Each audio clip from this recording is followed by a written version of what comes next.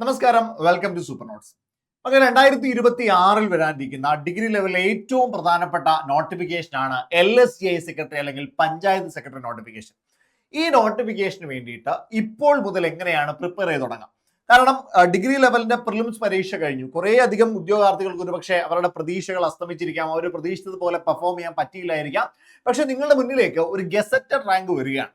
നിങ്ങൾക്ക് ഓൾറെഡി പഠിച്ചു വെച്ചിട്ടുള്ള കാര്യങ്ങളിൽ നിന്ന് ഒരു അപ്ഡേഷൻ നടത്തിയാൽ, ഒരു അപ്ഗ്രേഡ് നടത്തിയാൽ തീർച്ചയായിട്ടും ഈ ഒരു എക്സാമിനേഷൻ ക്രാക്ക് ചെയ്യാനായിട്ട് പറ്റും. അപ്പൊ എങ്ങനെയാണ് പഠിച്ചു തുടങ്ങേണ്ടത്, എക്സാമിനേഷന്റെ പാറ്റേൺ എന്താണ്, സിലബസ് എന്താണെന്നൊക്കെയുള്ള കാര്യങ്ങൾ ഈ ഒരു സെഷനിൽ ഡീറ്റെയിൽഡ് ആയിട്ട് നമുക്ക് പരിശോധിക്കാം. അതിനു മുമ്പ് ആദ്യം എന്താണ് LSTI സെക്രട്ടറി? അതായത് കേരള ഗവൺമെന്റിന് കീഴിലുള്ള പഞ്ചായത്തുകളിലെ വിവിധ പഞ്ചായത്തുകളിലെ പഞ്ചായത്ത് സെക്രട്ടറി എന്ന് പറയുന്ന പോസ്റ്റ് ആണ് ഏത്? LSTI secretary, local self government institution secretary എന്നാണ് ഇത് അറിയപ്പെടുക. വിവിധ പഞ്ചായത്തുകൾ 941 പഞ്ചായത്തുകളുണ്ട്. അങ്ങനെ വിവിധ പഞ്ചായത്തുകളിലേക്ക് സെക്രട്ടറി എന്ന് പറയുന്ന പോസ്റ്റിൽ നിയമനം കിട്ടാവുന്ന പോസ്റ്റാണ് ഈ പറയുന്ന LSTI സെക്രട്ടറി എന്ന് പറയുക. മക്കളെ, ഇതിന് ആദ്യം ഉണ്ടാവുന്ന ഒരു പരീക്ഷ എന്ന് പറയുന്നത് പ്രിലിംസ് ആണ്. പ്രിലിംസ് പരീക്ഷയാണ് ആദ്യം നടക്കുക. അതിനുശേഷം മെയിൻസ് ഉണ്ട്. പക്ഷെ മെയിൻസിന് 2 പേപ്പറുകളിലായിട്ടാണ് പരീക്ഷ. ഒരേ ദിവസം തന്നെ രാവിലെയും വൈകുന്നേരവുമായിട്ട്, അല്ലെങ്കിൽ ഉച്ചയ്ക്ക് മുമ്പും ഉച്ചയ്ക്ക് ശേഷവുമായിട്ടാണ് എക്സാം നടക്കുക. ഇതിന് ക്വാളിഫിക്കേഷൻ ആയിട്ട് പറയുന്നത് എനി ഡിഗ്രിയാണ്. ഏതെങ്കിലും ഒരു റെക്കഗ്നൈസ്ഡ് യൂണിവേഴ്സിറ്റിയിൽ നിന്ന് ഏതെങ്കിലും ഒരു വിഷയത്തിൽ ഡിഗ്രി നിങ്ങൾ എടുത്തിട്ടുണ്ട് എങ്കിൽ, പാസ് ആയിട്ടുണ്ട് എങ്കിൽ നിങ്ങൾക്ക് എന്ത് ചെയ്യാൻ പറ്റും? ഈ പറയുന്ന പഞ്ചായത്ത് സെക്രട്ടറി എന്ന് പറയുന്ന പോസ്റ്റിലേക്ക് അപ്ലൈ ചെയ്യാൻ പറ്റും. ക്ലിയർ അല്ലേ മക്കളെ? ഇതിന്റെ ഏജ് ലിമിറ്റ് എന്ന് പറയുന്നത് PSCയുടെ ഏറ്റവും ലേറ്റസ്റ്റ് ആയിട്ട് ഒരു റിവിഷൻ ഉണ്ടായിട്ടുണ്ട്. നിങ്ങളൊരു അൺറിസർവ്ഡ് ആയിട്ടുള്ള കാറ്റഗറി ആണെങ്കിൽ, അല്ലെങ്കിൽ ജനറൽ കാറ്റഗറി ആണെങ്കിൽ കേട്ടോ, അൺറിസർവ്ഡ് അതായത് ജനറൽ കാറ്റഗറി ആണെങ്കിൽ 18 വയസ്സിനും 40 വയസ്സിനും ഇടയിൽ പ്രായമുള്ള ഒരാളാണെങ്കിൽ, 18 വയസ്സിനും 40 വയസ്സിനും ഇടയിൽ പ്രായമുണ്ടെങ്കിൽ നിങ്ങൾക്ക് അപ്ലൈ ചെയ്യാൻ കഴിയും. അപ്പോൾ ഏജ് ലിമിറ്റിൽ 4 വർഷം എന്ത് ചെയ്തിട്ടുണ്ട്? കൂട്ടിയിട്ടുണ്ട്. നേരത്തെ 36 ആയിരുന്നു, ഇപ്പോൾ അത് 40 ആക്കി ഉയർത്തി. ഇനി നിങ്ങൾ ഒരു OBC കാറ്റഗറിയിലുള്ള ഉദ്യോഗാർത്ഥിയാണ് എങ്കിലോ 18 വയസ്സ് മുതൽ 43 വയസ്സ് വരെ 3 വയസ്സിന്റെ ഏജ് റിലാക്സേഷൻ OBC കാറ്റഗറിക്കുണ്ട്. 18 വയസ്സിനും 43 വയസ്സിനും ഇടയിൽ പ്രായമുള്ള ഉദ്യോഗാർത്ഥിയാണെങ്കിൽ നിങ്ങൾക്ക് അപ്ലൈ ചെയ്യാം. ഇനി നിങ്ങളൊരു SC അല്ലെങ്കിൽ ST കാറ്റഗറി ഉദ്യോഗാർത്ഥിയാണെങ്കിലോ, SC അല്ലെങ്കിൽ ST കാറ്റഗറി ഉദ്യോഗാർത്ഥിയാണെങ്കിൽ 18 വയസ്സിനും 45 വയസ്സിനും ഇടയിൽ, അതായത് 5 വർഷത്തെ ഏജ് റിലാക്സേഷൻ ആണ് SC ST കാറ്റഗറിയിലെ ഒരു ഉദ്യോഗാർത്ഥിക്കുള്ളത്. അങ്ങനെയാണെങ്കിൽ നിങ്ങൾക്ക് അപ്ലൈ ചെയ്യാനായിട്ട് പറ്റും. ക്ലിയർ അല്ലേ മക്കളെ? അതായത് കൃത്യമായിട്ട് പറയുകയാണെങ്കിൽ 18 വയസ്സ് 40 വയസ്സ് അൺറിസർവ്ഡ് കാറ്റഗറി, 18 വയസ്സ് 43 വയസ്സ് OBC കാറ്റഗറി, 18 വയസ്സ് 45 വയസ്സ് SC ST കാറ്റഗറി എന്നീ കാറ്റഗറിയിലുള്ള ആളുകൾക്ക് അപ്ലൈ ചെയ്യാനായിട്ട് കഴിയും. ക്ലിയർ അല്ലേ മക്കളെ? ഇനി ഞാൻ പറയാൻ പോകുന്നത് സിലബസ് എന്താണ്, എക്സാമിന്റെ പാറ്റേൺ എന്താണ്, നിങ്ങൾ എങ്ങനെയാണ് പ്രിപ്പയർ ചെയ്യേണ്ടത്. മക്കളെ, ഞാൻ ആദ്യം പറയുന്നത് പ്രിലിംസ് പരീക്ഷയെ പറ്റിയിട്ടാണ്. 2027 മെയ് അല്ലെങ്കിൽ ജൂൺ മാസങ്ങളിലായിട്ടായിരിക്കും പ്രിലിംസ് പരീക്ഷ ഉണ്ടാവുക. കൃത്യമായിട്ട് എത്ര സമയമുണ്ട്? അതായത് ജൂലൈ മാസം 1 ആയിട്ടുണ്ട് അല്ലെ? ജൂലൈ 1 ആയിട്ടുണ്ട്. ജൂലൈ 1 മുതൽ നോക്കുകയാണെങ്കിൽ ജൂലൈ മാസം, ഓഗസ്റ്റ് മാസം, സെപ്റ്റംബർ മാസം, ഒക്ടോബർ മാസം, നവംബർ, ഡിസംബർ, ജനുവരി, ഫെബ്രുവരി, മാർച്ച്, ഏപ്രിൽ, മെയ്, അതായത് 10 മുതൽ 11 മാസം വരെ അല്ലെ? 10 മുതൽ 11 മാസം വരെ പ്രിപ്പറേഷന് വേണ്ടി നിങ്ങളുടെ മുന്നിൽ സമയമുണ്ട്. പ്രിലിംസിനും മെയിൻസിനും വളരെ ഡീറ്റെയിൽഡ് ആയിട്ട് കീറി മുറിച്ച് പഠിച്ചു പോകാനായിട്ടുള്ള സമയം, സഫീഷ്യന്റ് സമയം നിങ്ങളുടെ മുന്നിലുണ്ട്. അതിനെ നിങ്ങൾ പ്രയോജനപ്പെടുത്തിയാൽ മാത്രം മതി. അപ്പൊ 10 മുതൽ 11 മാസം വരെ എന്തുണ്ട്? ഏജ് നമുക്ക് സമയം പഠിക്കാനായിട്ട് സമയം ലഭിക്കുന്നുണ്ട്. അതിനു വേണ്ടിയിട്ട് പ്രിലിംസിന്റെ സിലബസിൽ 10 മാർക്ക് വരുന്നത് ഹിസ്റ്ററിയാണ്. ഹിസ്റ്ററി വളരെ ഡീറ്റെയിൽഡ് ആയിട്ട് പഠിക്കാനുണ്ട്. അതിനുള്ള സമയവും നമ്മുടെ കയ്യിലുണ്ട്. കേരള, ഇന്ത്യ, വേൾഡ് ഹിസ്റ്ററി ചേർത്തിട്ട് 10 മാർക്ക് വരിക. അപ്പൊ ഒരിക്കലും ഒഴിച്ചുകൂടാൻ പറ്റാത്ത 10 മാർക്ക് കോൺട്രിബ്യൂഷൻ ഉള്ള ഭാഗമാണ്. 2 ജോഗ്രഫിയാണ്. Physical geography, Indian geography, Kerala geography 5 mark, എക്കണോമിക്സിന് 5 മാർക്ക്, സിവിക്സിന് 5 മാർക്ക്, ഇന്ത്യൻ കോൺസ്റ്റിറ്റ്യൂഷൻ 5 മാർക്ക്. മക്കളെ, ഈ പറയുന്നതിൽ എക്കണോമിക്സും ഇന്ത്യൻ കോൺസ്റ്റിറ്റ്യൂഷനും കുറച്ച് പഠിച്ചാൽ മതി. എക്കണോമിക്സ് വളരെ കുറച്ച് പഠിച്ചാൽ മതി, പക്ഷെ 5 മാർക്ക് കിട്ടും. അപ്പൊ റിവാർഡ് കൂടുതലുള്ള ഒരു ടോപ്പിക്കാണ്. കോൺസ്റ്റിറ്റ്യൂഷൻ പഠിച്ചാൽ നമുക്ക് തീർച്ചയായിട്ടും മാർക്ക് സ്കോർ ചെയ്യാൻ പറ്റും. അതും കടൽ പോലൊന്നും കിടപ്പില്ല, ഹിസ്റ്ററി പോലൊന്നും അല്ല. പക്ഷെ നമുക്ക് പഠിച്ചാൽ മാർക്ക് സ്കോർ ചെയ്യാൻ പറ്റും. 5 മാർക്ക് അവിടെയും നമുക്ക് കിട്ടും. ആർട്സ്, ലിറ്ററേച്ചർ, കൾച്ചർ, സ്പോർട്സ് 10 മാർക്കാണ്. പക്ഷെ ഇവിടെ എന്റെ അഭിപ്രായത്തിൽ കറണ്ട് അഫെയറിന് കൂടുതൽ ഫോക്കസ് കൊടുത്താൽ കൂടുതൽ റിട്ടേൺ കിട്ടും. കാരണം കറണ്ട് അഫെയർ എന്ന് സെപ്പറേറ്റ് പ്രിലിംസിൽ പറഞ്ഞിട്ടില്ല. ഓരോ സബ്ജക്റ്റിനകത്തുമാണ് കിടക്കുന്നത്. അതിൽ ഏറ്റവും കൂടുതൽ കറണ്ട് അഫെയർ ചോദിക്കാൻ പോകുന്നത് ആർട്സ്, സ്പോർട്സ്, ലിറ്ററേച്ചർ, കൾച്ചർ എന്ന് പറയുന്ന ഭാഗത്ത് നിന്നാണ്. അവിടെ നിങ്ങൾക്ക് കറണ്ട് അഫെയറിന് കൂടുതൽ പ്രാധാന്യം കൊടുക്കാം. കറണ്ട് അഫെയർ പഠിക്കുമ്പോൾ നിങ്ങൾ ഒരു കാര്യം ഉറപ്പ് വരുത്തിക്കണം, ഏത് തൊട്ടുള്ള കറണ്ട് അഫെയർ നിങ്ങൾ പഠിച്ചിരിക്കണം, എവിടെ തൊട്ടുള്ള കറണ്ട് അഫെയർ നിങ്ങൾ പഠിച്ചിരിക്കണം, ഒരു ഉറപ്പ് നിങ്ങൾക്ക് ഉണ്ടായിരിക്കണം. മക്കളെ 2026, 2027 കറണ്ട് അഫെയർ നിങ്ങൾ കൃത്യമായി പഠിച്ചിരിക്കണം. 2026, 27 കറണ്ട് അഫെയർ നിങ്ങൾ വെടിപ്പായിട്ട് കൃത്യമായിട്ട് പഠിച്ചിരിക്കണം. അതിലൊരു പിശുക്ക് നിങ്ങൾ എന്ത് ചെയ്യരുത്, കാട്ടരുത്. ഇനി ബേസിക്സ് ഓഫ് കമ്പ്യൂട്ടർ IT 5 മാർക്കുണ്ട്, സയൻസ് ആൻഡ് ടെക്നോളജി 5 മാർക്കുണ്ട്, ഇംഗ്ലീഷ് മലയാളം ഇംഗ്ലീഷും മാത്സും 20 മാർക്ക് വീതവും, മലയാളം 10 മാർക്കുമുണ്ട്.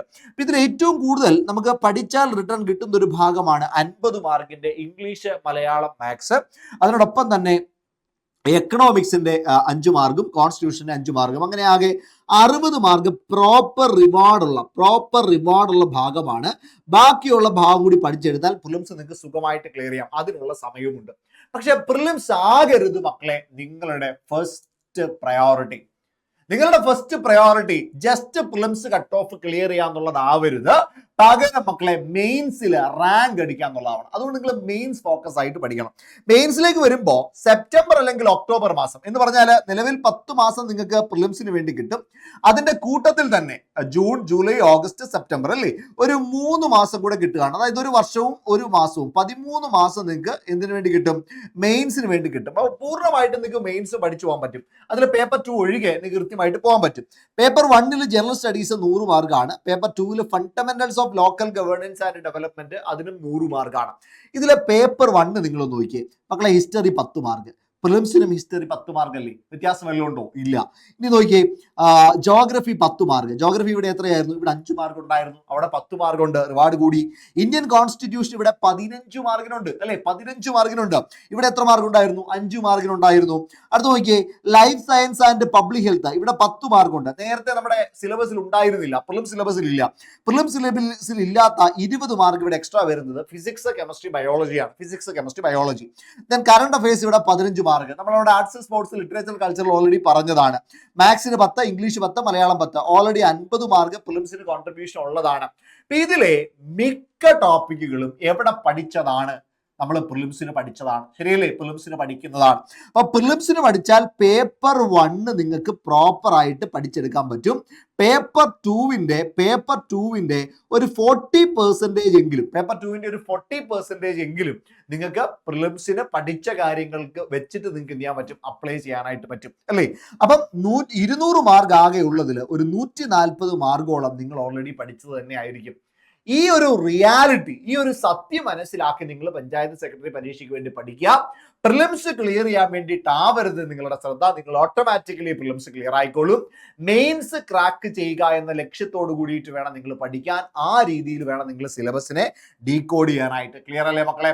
ഈ ഒരു ലക്ഷ്യം വെച്ചുകൊണ്ട് മക്കളെ മുന്നോട്ട് പോകുമ്പോൾ നിങ്ങൾക്ക് ഒരു സപ്പോർട്ട് വേണം. നിങ്ങൾക്ക് ഒറ്റയ്ക്ക് മുന്നോട്ട് പോകാനായിട്ട് പറ്റില്ല. അങ്ങനെ ഉണ്ട് എങ്കിൽ ഡിഗ്രി ലെവൽ മെയിൻസിന്റെ mission degree level prelims plus മെയിൻസിന്റെ long term batch super notes already start ചെയ്തിട്ടുണ്ട്. ജസ്റ്റ് സ്റ്റാർട്ട് ചെയ്തിട്ടേ ഉള്ളൂ. 5,999 രൂപയാണ് ബാച്ചിന്റെ ഫീസ്. അതിപ്പോ 4,999 രൂപയ്ക്ക് അവൈലബിൾ ആണ്. അതായത് mission degree level prelims plus മെയിൻസിന്റെ ലോങ് ടേം ബാച്ചാണ്. ഇവിടെ നിങ്ങൾക്ക് കിട്ടാൻ പോകുന്നത് മക്കളെ നോക്കണം. ഒന്ന് പ്രിലിംസിന്റെ ക്ലാസ്സുകൾ നിങ്ങൾക്ക് പ്രോപ്പർ ആയിട്ട് കിട്ടും. പ്രിലിംസിന്റെ ക്ലാസ്സുകൾ കിട്ടുമ്പോൾ അവിടെ ഏറ്റവും മികച്ച ഫാക്കൽറ്റീസ് ആണ്. ഞാൻ ഫാക്കൽറ്റീസിന്റെ ലിസ്റ്റ് കാണിക്കാം. പ്രിലിംസ് കൂടാതെ തന്നെ മെയിൻസിന്റെ പേപ്പർ 1ഉം 2ഉം നിങ്ങൾക്ക് കിട്ടിയിരിക്കും.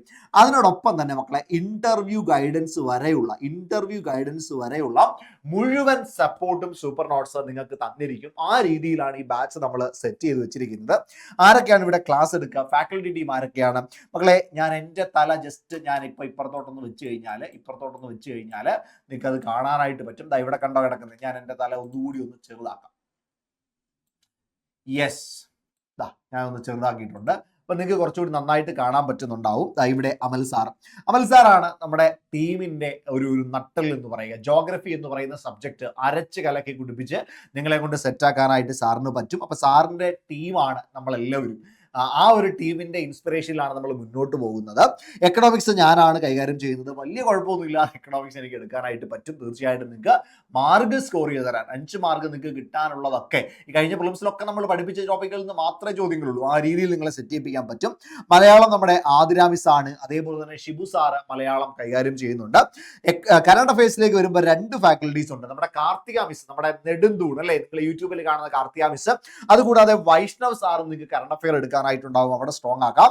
Science and technology Amal Ajay sir, Anashwara miss, Shafeeq സാറും നമ്മുടെ ഏതെടുക്കുന്നുണ്ട്, സയൻസ് ആൻഡ് ടെക്നോളജി എടുക്കുന്നുണ്ട്. അമലേജെ sir, Anashwara miss, Shafeeq sir, ഇവരെ 3 പേര് ചേർന്നിട്ട് സയൻസ് ആൻഡ് ടെക്നോളജി അങ്ങ് വെടിപ്പാക്കും.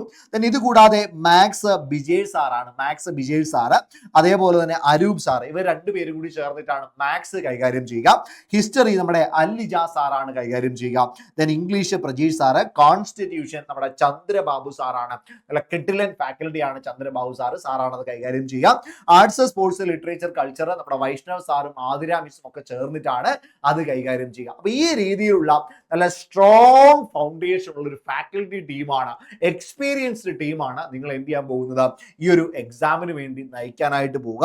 ഈ ഒരു പരീക്ഷയ്ക്ക് വേണ്ടിയിട്ടുള്ള കൃത്യമായ പ്രിപ്പറേഷൻ നിങ്ങൾ സ്റ്റാർട്ട് ചെയ്യുന്നുണ്ട് എങ്കിൽ മക്കളെ അതിന് വേണ്ടിയിട്ട് സൂപ്പർ നോട്ട്സിന്റെ ഡിഗ്രി ലെവൽ ലോങ് ടൈം ബാച്ചിലേക്ക് നിങ്ങൾക്ക് ജോയിൻ ചെയ്യാൻ പറ്റും. അപ്പൊ അതിന് വേണ്ടി താഴെ കാണുന്ന ഈ കാണുന്ന നമ്പർ 8281 നമ്പറിലേക്ക് കോൺടാക്ട് ചെയ്യാം.